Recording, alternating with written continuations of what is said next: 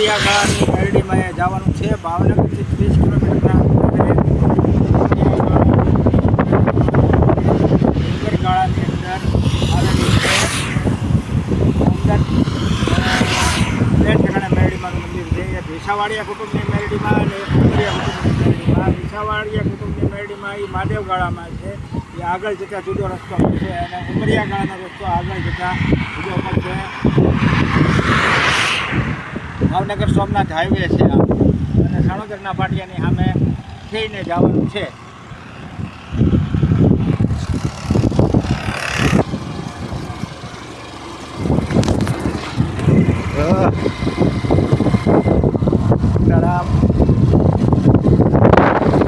જવા માટે ભાવનગરથી આવતા જમણી માટે આ પાણીનો કુંડ રાખવામાં આવેલો છે. પશુ પક્ષીઓ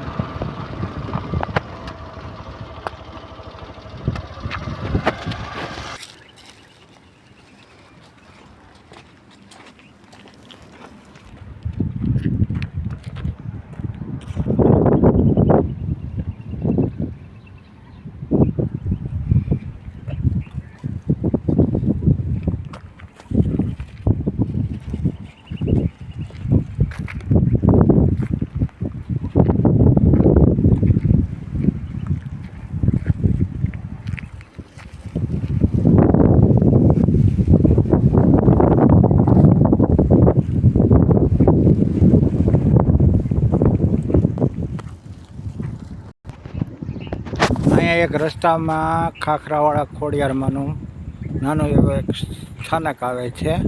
અને આ ઉંબરિયા ગાળાની અંદર જે વસ્તુ ઉંબરિયો ગાળો કેમ કહેવાય, નાથીલની અંદર ઉંબરિયો ગાળો છે આ, તો ભાઈ અંદર ઉમરાના વૃક્ષો ખૂબ જ આવેલા છે. અને એ ઉમરાના વૃક્ષો પશુ પક્ષીઓ માટે ખૂબ જ ઉપયોગી છે.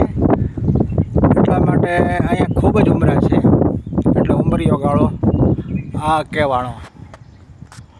સામે મામાનું સ્થાનક છે, અહીંયા ખોડિયારમાંનું સ્થાનક છે. હજુ ઉંબરિયો ગાળો મેરડીમાનું મંદિર આગળ છે. આવી પાણીની નાની નાની કુંડીઓ પણ આ નાથીલની અંદર બનાવેલી છે. ઉંબરિયા ગાળાની અંદર વન્યજીવો માટે, પશુ પક્ષીઓ માટે આવા પાણીના નાના નાના વેડા પણ બનાવેલા છે.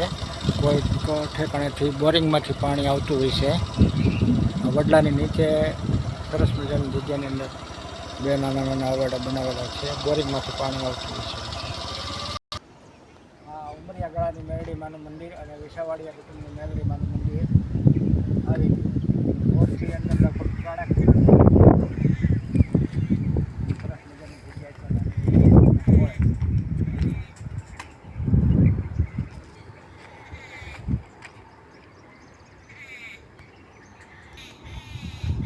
જો અહીંયા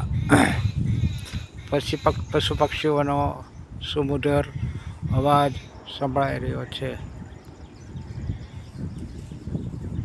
આ બધા ડુંગરોની વચલી જે જગ્યા હોય, બધા ડુંગરોની વચ્ચેની જે જગ્યા હોય એને ગાળો કહેવામાં આવે છે. ને એ ગાળાની અંદર આ સરસ મજાની જગ્યા છે. અહીંયા પશુ પક્ષીઓનું રહેણાંક છે, ઘણું બધું છે.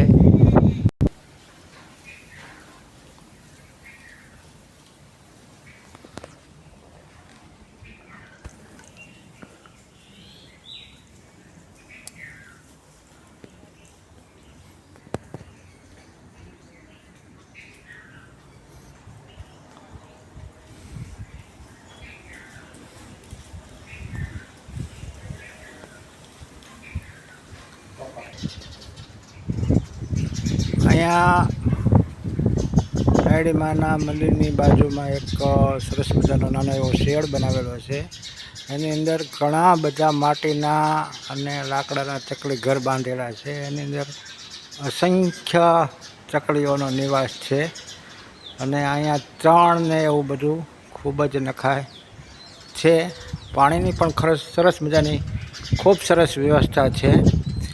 પાણીનો ડાર છે, પાણીની કુંડી છે, ઠંડા પાણીની વ્યવસ્થા છે, સરસ મજાનો વડલાનો છૈયો છે.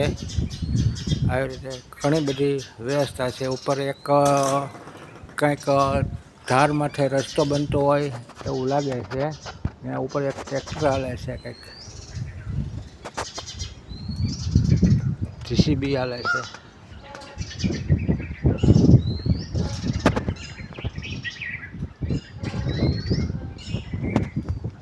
અહીંયા દર્શન કરવા માટે આવો ત્યારે સ્કૂટર લઈને આવવું, પગપાળા આવો તો 3-4 જણા વ્યક્તિઓને આવવું, એકલા કોઈ દિવસ અહીંયા આવવું નહીં.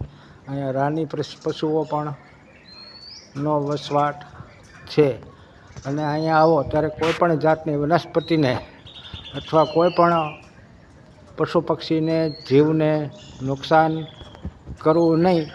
જાણે અજાણે પણ નુકસાન કરવું નહીં, એનો એક ખાસ ધ્યાન રાખવું. સરસ મજાની વ્યવસ્થા છે. અહીંયા જો પક્ષીઓ પાણી પીવે છે, ચકલી માળો કર્યો છે.